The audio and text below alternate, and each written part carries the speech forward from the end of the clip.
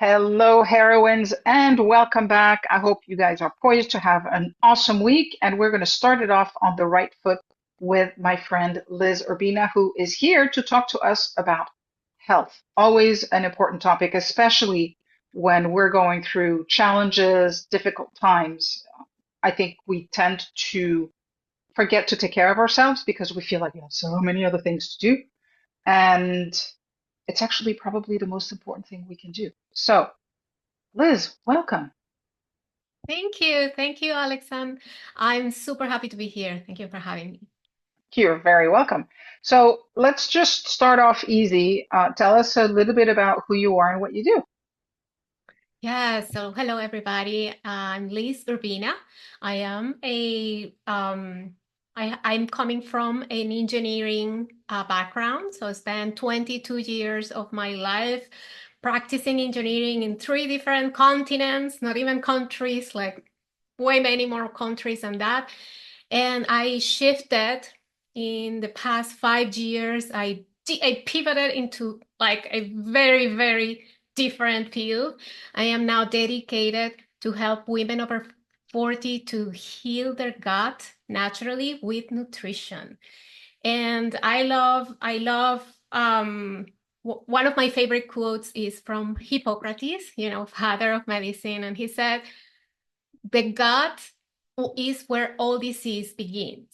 I like looking at the other way around and saying the gut is where true health begins. So, and it's my passion, and it all started on me. So I guess that's the next piece we're gonna talk about. I was going to ask you next. So, how did you, because that's a big pivot to make, right? To go from engineering into health. So, take us through that a little bit. Yeah, and what took me there, like for most of us, right, is our own pain, our own life experience, and the PhDs we acquire all over the years. So mine, during this period of my life, like I 15 years ago, I just moved from Europe into Canada and started, with my small family. My son at the time was 4 years old. My husband started working away from home, and I was a single mom Monday to Friday. And I was rebuilding my own career in Canada too. And so, full time working mom, plus all of the things, trying to keep the house out of fire. And of course, I was not taking good care of myself. I actually thought I was loving myself.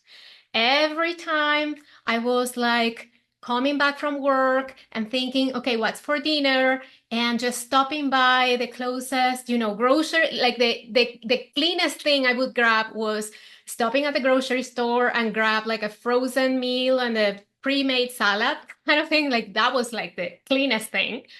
But most of the times were actually, the tacos, the pizza, all of the quick fixes and comfortable foods. And of course, all my weekdays ended with one or two glasses of wine because I really felt like I deserved it after another crazy day. And a lot of caffeine was keeping me alive. You know, the typical, I guess, survival mode of these time and age women, professional women. And even though I was struggling with my health, like it was showing. I never struggled really with being super overweight, but I was 15 pounds overweight at the time. My skin, I had a lot of skin issues. The doctor said, don't worry about it, to just take the antibiotics, just take this, just, all of the quick fixes again. I had a lot of digestive issues. Bloating was like my thing to go. Actually, I would be asked consistently if I was pregnant. And I have a very painful, funny story about that. Because bloating and constipation were my daily struggle.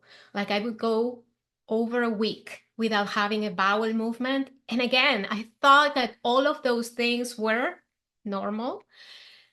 That's what I was told by my doctor anyway. Just take this sludge and go once a week, and that's going to be fine, you know? And I wasn't really connecting any of the dots until I wanted to give my son a little brother or little sister.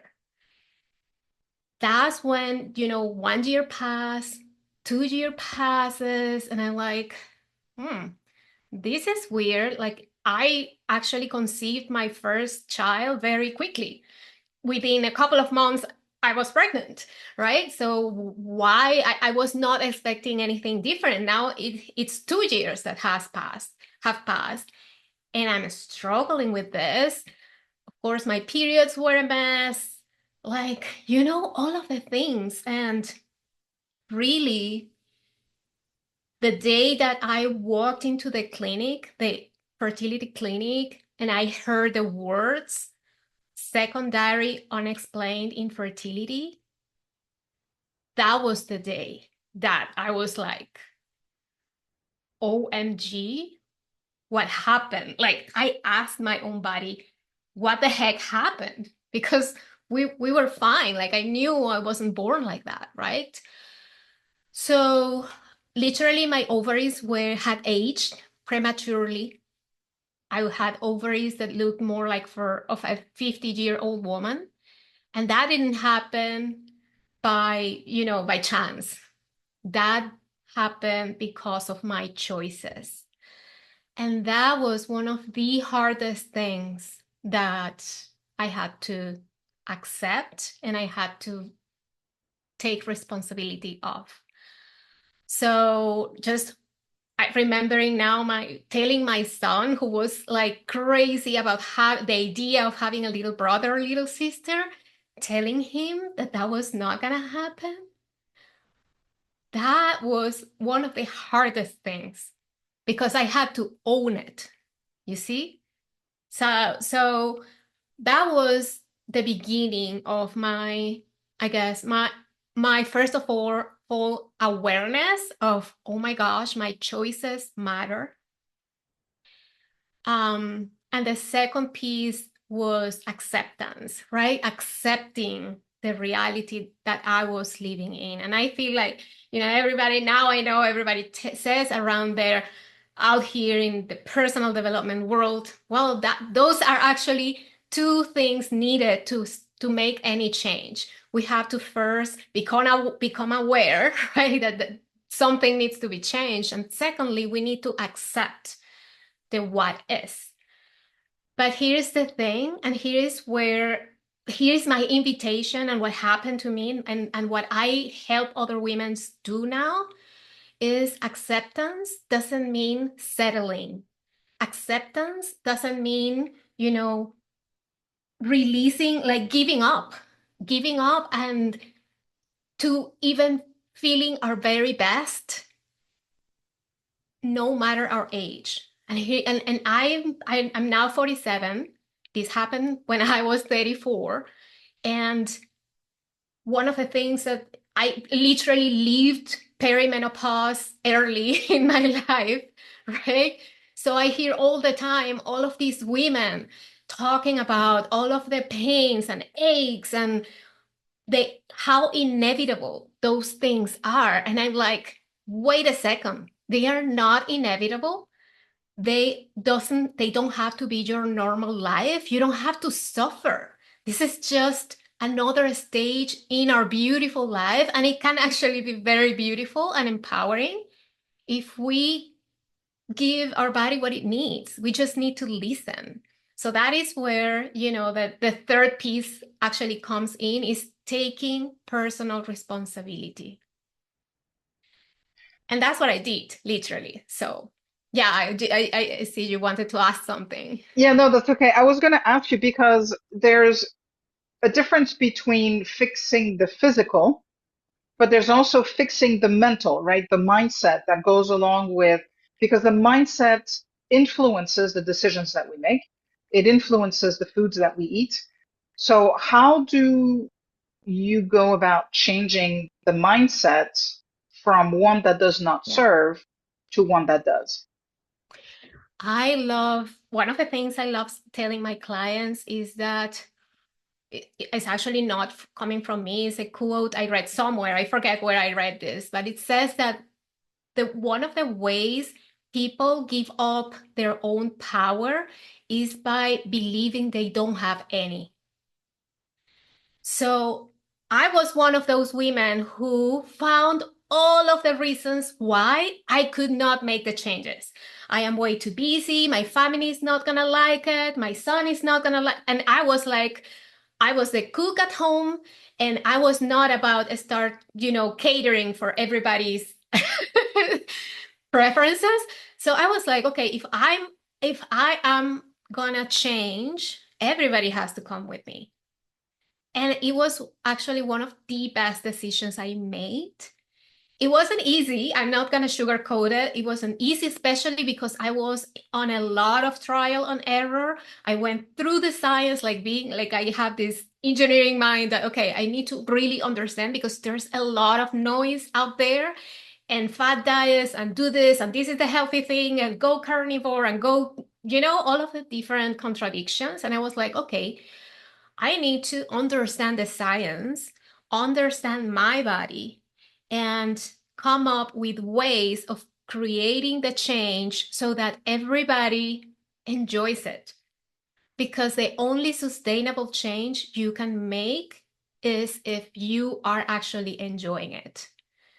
So that's the I guess the trajectory that I had to go through. And I came up with, the ways of creating like my family's favorite dishes, but now I started creating them in a way that it was more supportive to our everybody's health. Like my husband was struggling with fatty liver and pre-diabetic at the time, and high cholesterol, all of those things went away.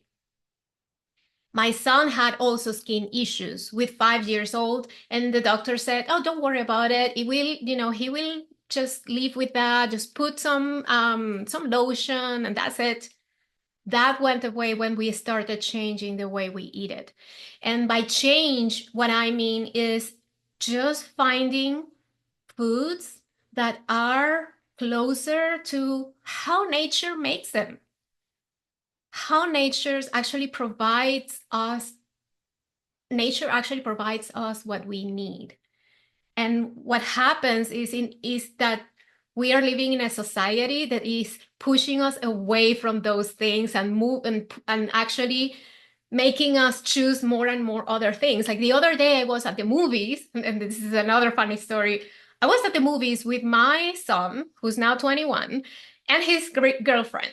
I know, weird date. But we're at the movies, sitting down, eating our popcorn, and then, ad after ad before the movie with all of the new chocolate flavor, the new soda flavor, the new snack, whatever it is, right? Like all of those things. But what really took me like, oh my gosh, again, was that the next ad right before the movie was go to the doctor and ask for Ozempic, right? And I'm like, I look around and this is a room full of girls and men, young men in their 20s and 30s. And the message these people are receiving every day from everywhere is it's okay. Stuff your mouth with everything and just go to the doctor and take the next pill, and that's going to be fine. And Right? and the crazy thing is that's what keeps the machine going all the time, right? Because you make the wrong choices, you go to the doctor, they give you a pill, it doesn't fix the underlying issue or the background of what's going on, but that makes you age faster. It means you're going to be dependent on the system that's going to give you more pills as you age. So it's so I want to just go back to what you said, because you said for you it was you had to make a big shift, and you said you were a single mother, and that shift must not have been easy to make. So, what were some of the what was some of the inner dialogue, some of the conversations you had with yourself that helped you to reprioritize? Because I'm assuming there had to be a level of reprioritization in the things that you were doing every day to get to the point where you started making better choices. And the reason I'm asking is because I think for a lot of the women in the group that are going through this challenging time, it can be very easy to ignore because we have so many other things to do. Exactly. So, unfortunately, it is our human nature that sometimes we have to hit, or most of the times we have to hit rock bottom in order to, like, right, wait for life to force us to change instead of us being proactive. My hope is really that I help women start taking the steps before life forces them. So for me, the force was I really wanted to have another child. I didn't want to take the infertility diagnosis as an answer. And I started looking for alternatives. And looking for alternatives to get pregnant, I found my first mentor in nutrition. Because funny enough, when the time I went into her office, I was expecting her to ask me all about my hormones and all about, all about the things. And the first thing she asked was actually, Liz, are you pooping? And I'm like, what does this have to do with getting pregnant, right? I had to fill in all of this questionnaire about, okay, how often am I going? We're going to do some stool tests for you. We're going to do, right? And I'm like, and how are you sleeping? How is your energy?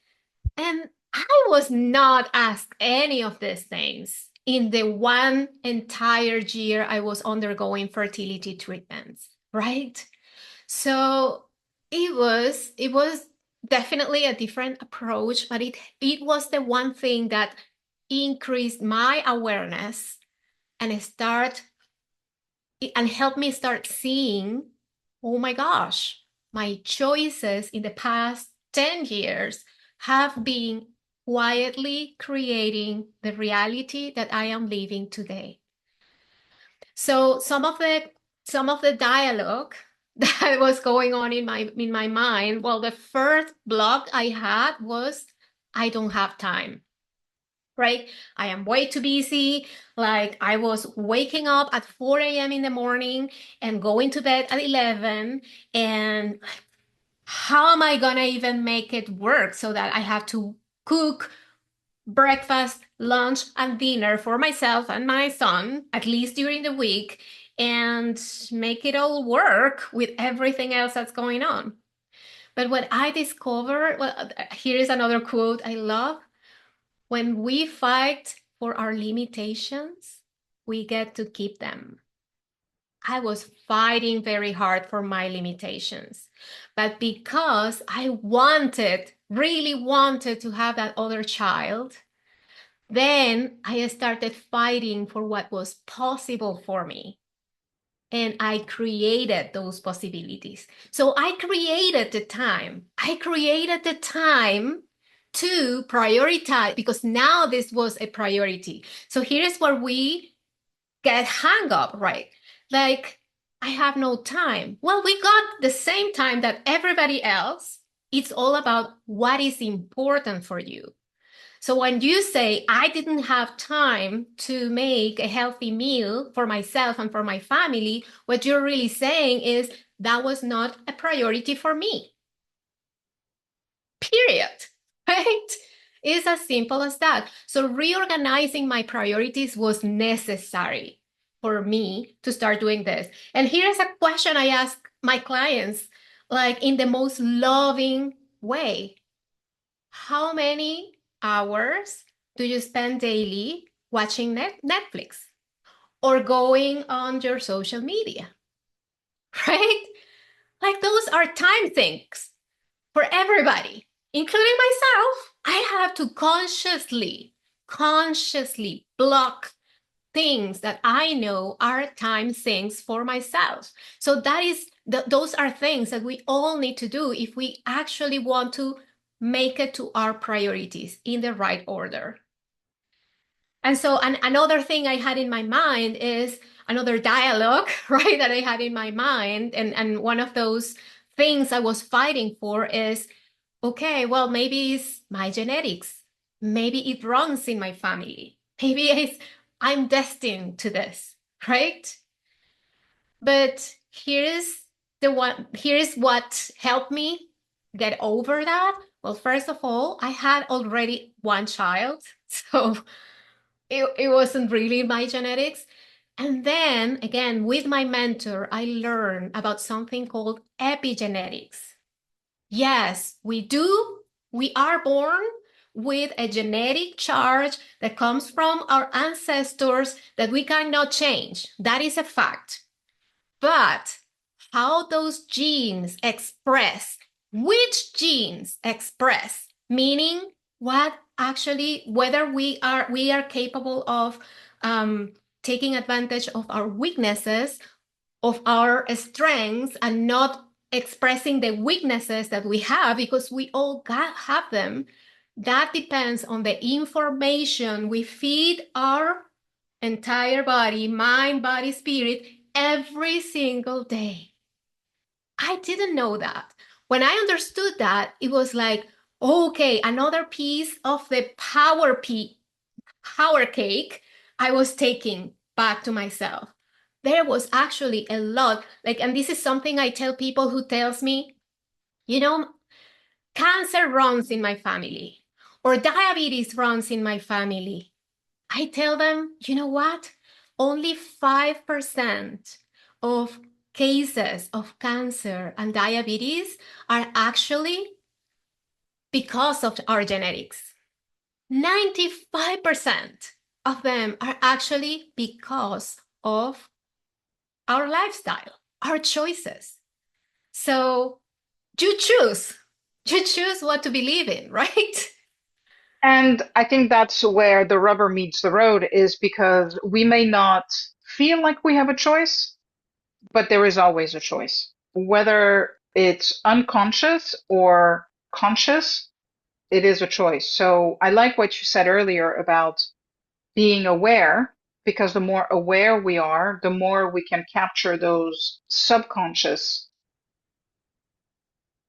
thoughts or voices or stories and begin to switch those with intention and with conscious thinking. Exactly, exactly. So before we came on, we talked a little bit about relationships, and I know you haven't had your own experience, but you mentioned in your family there has been there is a story of divorce somewhere. What did you learn from what was modeled in that situation that is helping you or that has helped you in your own relationship? Yes, yes. Actually, I feel there's a lot of connection between that story. It was my parents who went into a very traumatic divorce situation. And I feel that shaped a lot my choices going forward. And also how I was creating my own family then.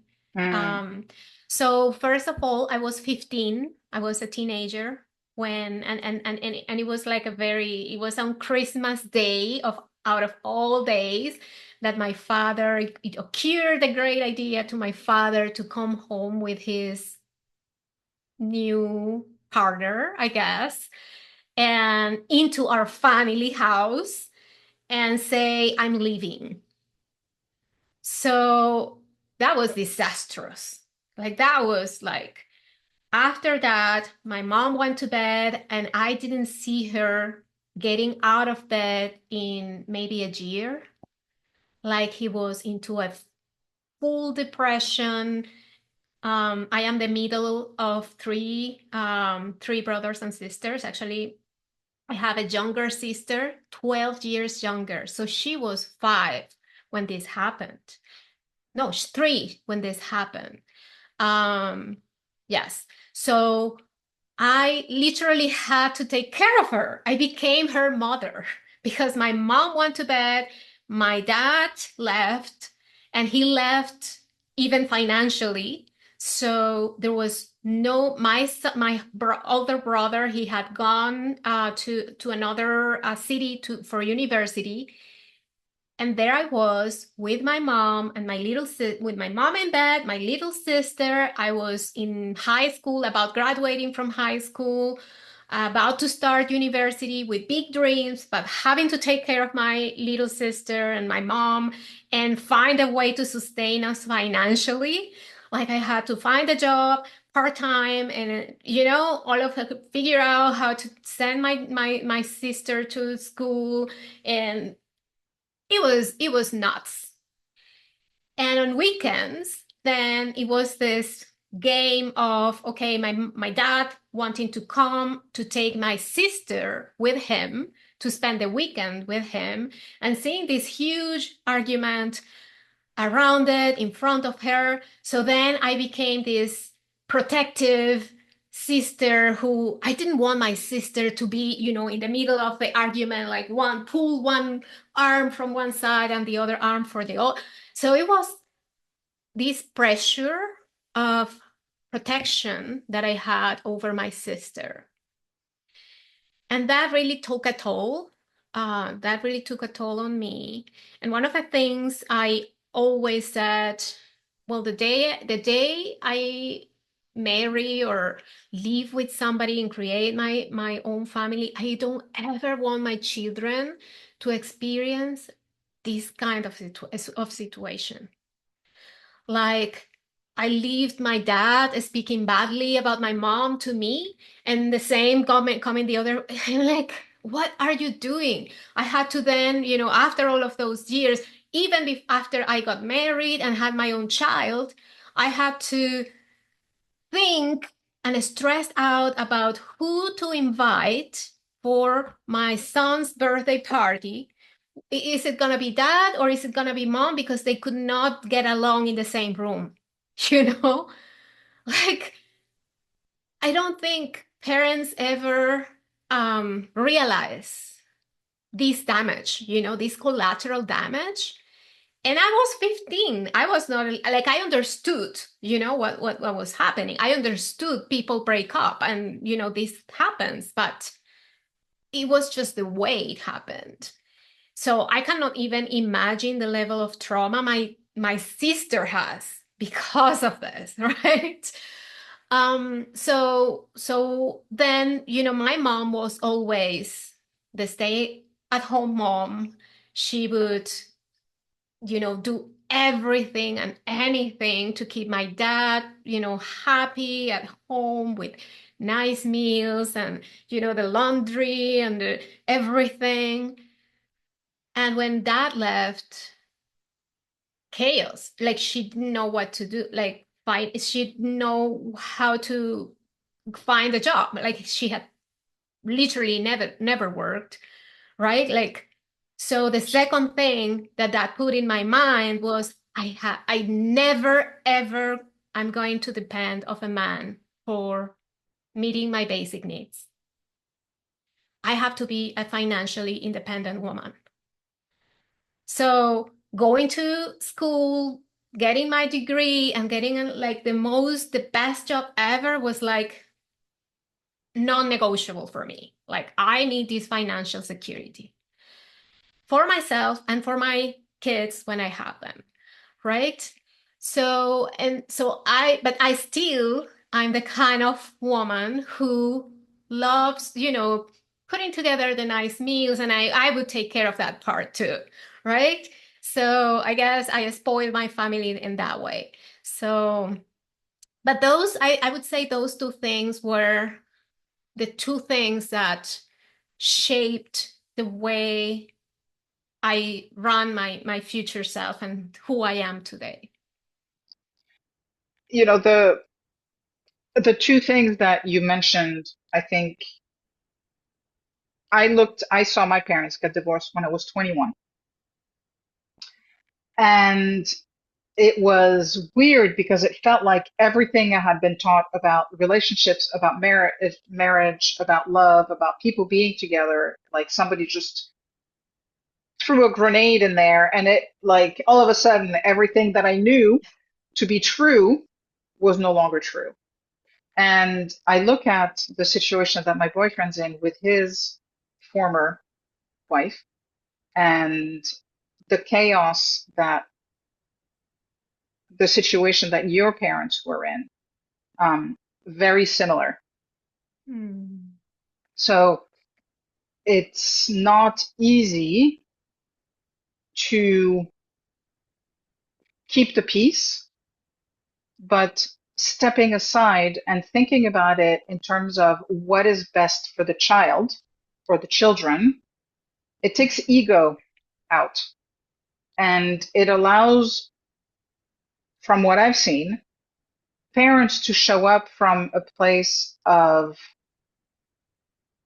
really parenting and from a place of loving and supporting their children versus a place of having to be right and wanting to be right, which always is going to cause conflict. Yeah, exactly. I agree 100% with you.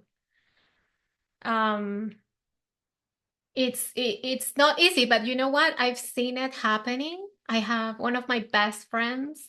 She got divorced with two young children, and it's actually the ideal divorce situation I could like I said, if I ever have to happen to go through this is the way I would do it.